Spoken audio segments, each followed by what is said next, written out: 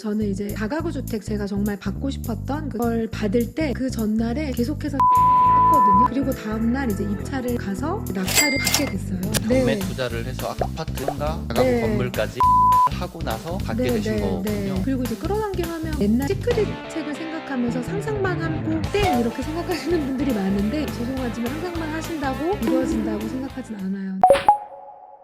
안녕하세요, 리치파카입니다. 우리 2부에서는 끌어당김의 법칙에 대해서 좀 얘기를 해보려고 하는데, 사실 끌어당김의 법칙에 대해서 좀 논란이 있죠. 정말 맞다, 혹은 난 너무 도움을 많이 받았다 하는 분들도 있고, 네. 아니다, 그런 거는 전혀 상관이 없다라고 생각을 하는 분들도 있어요.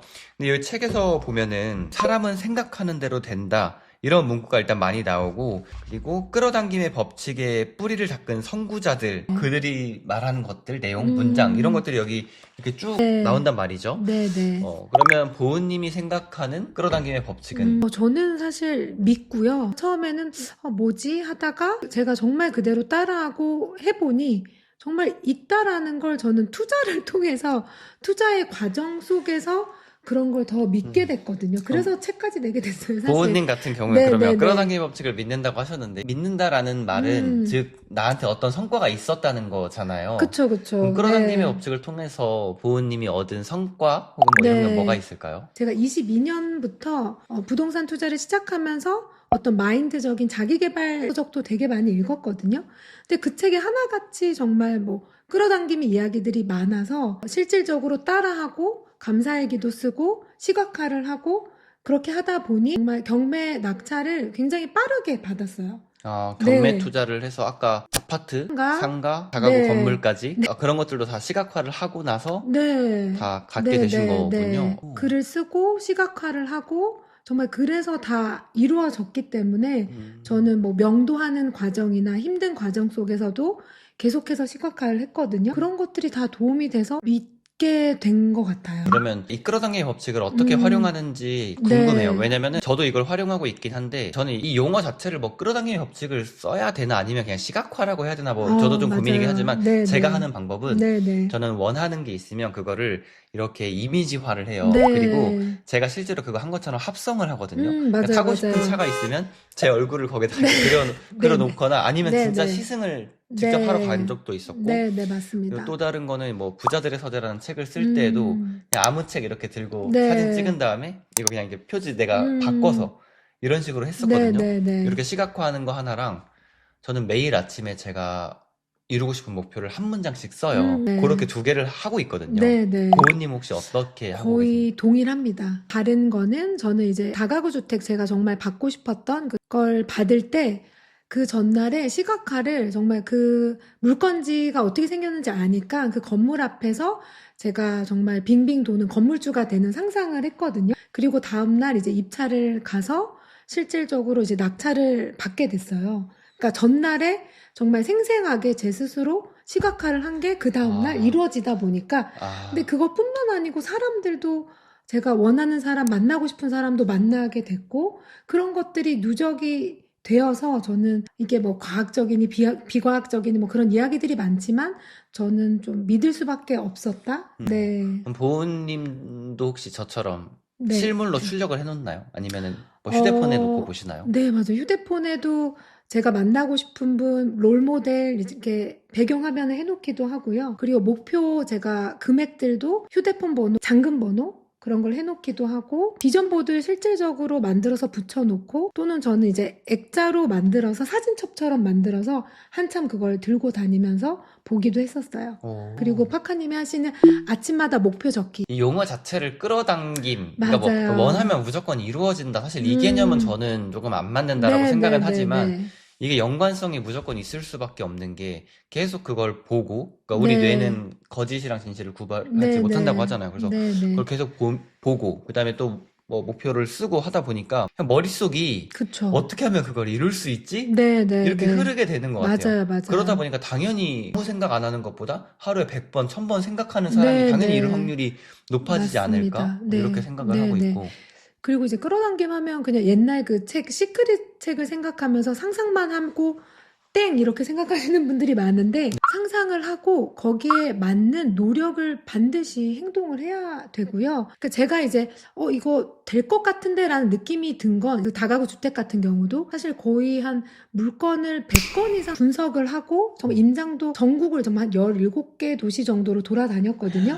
와. 그렇게 했기 때문에 이 정도는 내가 낙찰받을 수 있을 것 같은데라는 생생한 제 믿음, 그런 확신이 있기 때문에 그런 게 합쳐져서 할 수 있었다라고 생각을 해요. 네. 끌어당김의 법칙의 전제 조건은 네. 실행과 노력이 함께 된다. 함께 들어가야만 끌어당김의 법칙이지 네. 그냥 원한다고 이루어지진 않는다. 죄송하지만 네, 상상만 하신다고 이루어진다고 생각하진 않아요. 네. 물론 간절함도 중요하고요. 거기에 맞는 나를 설득할 수 있을 만한 노력이 있어야 된다고 생각합니다. 이 책의 중후반부에 보면은 그 자녀분들한테도 이런 좀 교육을 하고 또 자녀들에게 이제 부의 원리를 좀 네. 일깨워주고 싶다 이런 내용이 이제 나오는데 네. 이런 그럼 끌어당김의 법칙이나 네. 뭐 부의 원리 이런 것들을 자녀들한테 어떤 식으로 교육을 해주세요? 아이들한테 사실 뭐 끌어당김이라는 표현을 아마 알 거예요. 제가 워낙 많이 듣고 유튜브 시청도 하고 얘기해서 아이들도 알긴 하지만 아이들한테는 감사일기? 그런 이야기들을 좀 많이 하고 실제로 첫째 아이도 제가 하라고 한 건 아니었는데 제가 항상 쓰다 보니까 얘도 감사일기를 쓰더라고요. 그래서 또 실질적으로 한번 원하는 고등학교에 또 입학을 이번에 하게 돼서 엄마 나 감사일기 썼는데 이루어졌어 라는 이야기를 하더라고요. 그럼 감사일기가 오늘 고마웠던 일, 감사했던 일이 아니라 네. 내가 이걸 이루게 됨에 감사합니다. 이런 건가요? 네, 맞아요. 그런 제가 거. 쓰는 감사일기랑은 조금 다르네요, 그럼? 저는 이제 한 2개 정도는 뭐 현재 감사한 일에 대해서 한 2개 정도 쓰고 또 하루 뭐 한두 개 정도는 앞으로 일어날 일에 대한 감사.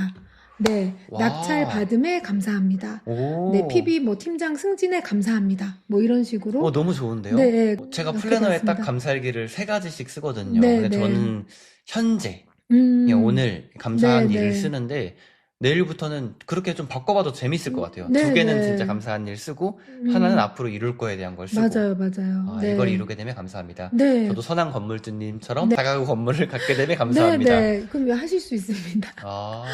되게 네. 재밌겠네요. 네, 그게 되게 이제 제 마음을 이제 고양시키니까 또 행동을 하게 되고 그걸 하기 위해선 난 어떤 하루의 목표를 세워야 되지? 라고 이제 하루에 또 액션 플랜을 적거든요. 그러면 방금 이제 끌어당김과 감사일기 말씀 주셨는데 네. 감사일기 같은 경우에는 이걸 보는 지금 시청자분들도 네. 뭐 오늘 바로 쓰실 수 있을 것 같아요. 맞아요. 근데 이제 네. 끌어당김의 법칙은 도대체 그럼 뭐부터 해야 되지? 이런 생각이 드실 것 같아요. 어려워하시는 것 같아요. 이 시각화, 뭐 명상, 뭐 여러 가지 용어들이 있는데 상상하기라고 좀 편하게 생각하셨으면 좋겠어요.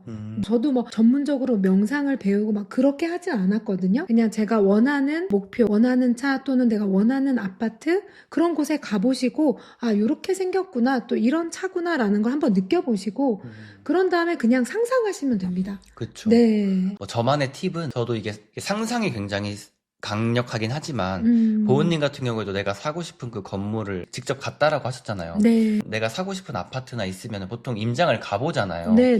그래서 이 영상을 보시는 분들도 내가 살고 싶은 집이 있으면 한번 임장을 가보는 것. 네. 그리고 그 동네 임장뿐만 아니라 집 안까지 들어갈 수 있잖아요. 그렇죠, 공인중개사분들이 그렇죠. 이렇게 네, 컨택해서 그렇게 가보시는 것도 좀 추천을 드리고 자동차도 무료로 시승해 볼 수 있는 거 아세요? 그런 곳이 있는 걸로 알고 있어요. 네, 그냥 여기저기 다. 모든 이게 자동차 판매하는 대리점이잖아요. 네. 그런 데다 연락해서 내가 구매하고 싶은 차 있으면 그렇게 시승해서 비교를 해볼 수 있거든요. 네, 그래서 네. 그런 경험도 해보시는 것도 좋을 것 같습니다. 보은님 같은 경우에는 끌어당김의 법칙을 활용해서 뭐 이제 내가 사고 싶은 집도 사고 뭐 건물도 사고 이렇게 하셨는데 그 이후에 그러니까 이 모든 것들을 조금 가진 뒤로도 자기 개발을 놓지 네. 않고 계시죠? 네, 맞습니다. 혹시 네, 보은님만의 루틴 같은 게 있나요? 아니면 습관? 저도 파카님과 비슷하게 미라클 모닝? 아침에 일찍 일어나서 다이어리 쓰는 게 제 모닝 루틴이긴 하거든요. 몇 시에 일어나세요?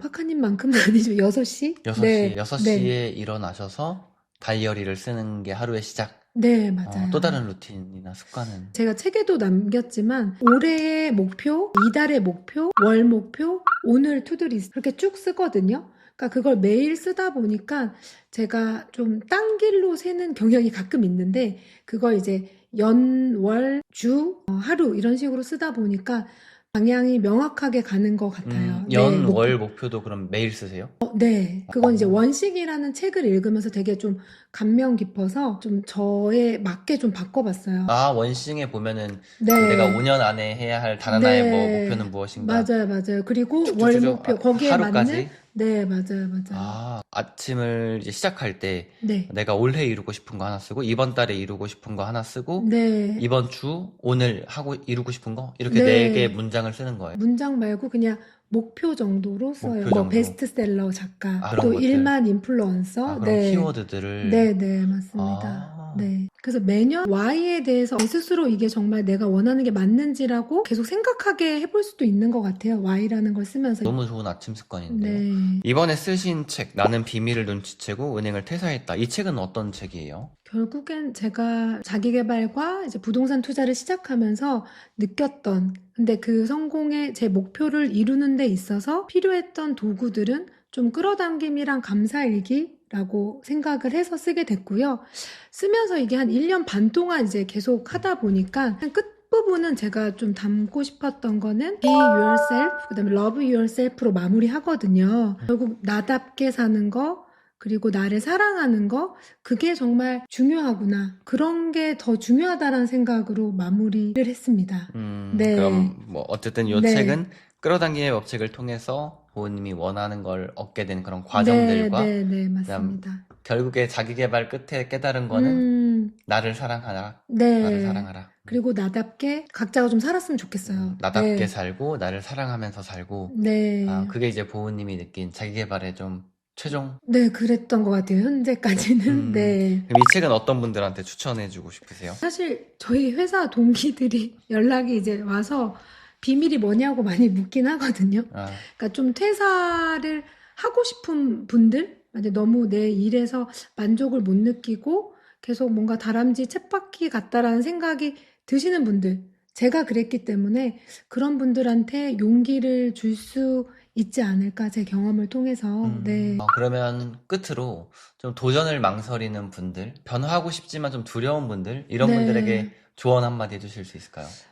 일단 정말 원하는 목표를 한번 생각을 해보시고, 근데 그게 정말 내가 스스로 원하는 게 맞는지, 다른 타인의 어떤 욕구는 아닌지, 이런 걸 좀 아까도 말씀드렸지만 자기와의 대화를 통해서 생각을 해보셨으면 좋겠고요. 그리고 작더라도 분명히 작은 습관을 시작하시면 30일이라도 또는 60일 그 정도만 내가 꾸준히 무언가를 하게 되면 분명히 다른 것도 이룰 수 있을 거라고 생각합니다. 좋은 습관. 처음에는 내가 습관을 만들지만 네, 나중에 박하님 습관이 나를 항상. 만든다. 네. 오늘은 나는 비밀을 눈치채고 은행을 퇴사했다의 저자 이보은 작가님과 얘기를 좀 나눠봤는데요.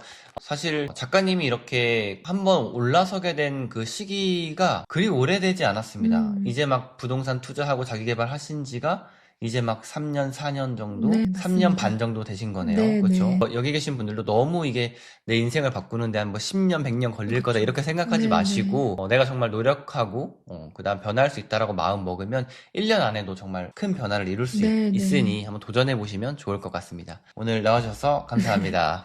감사합니다.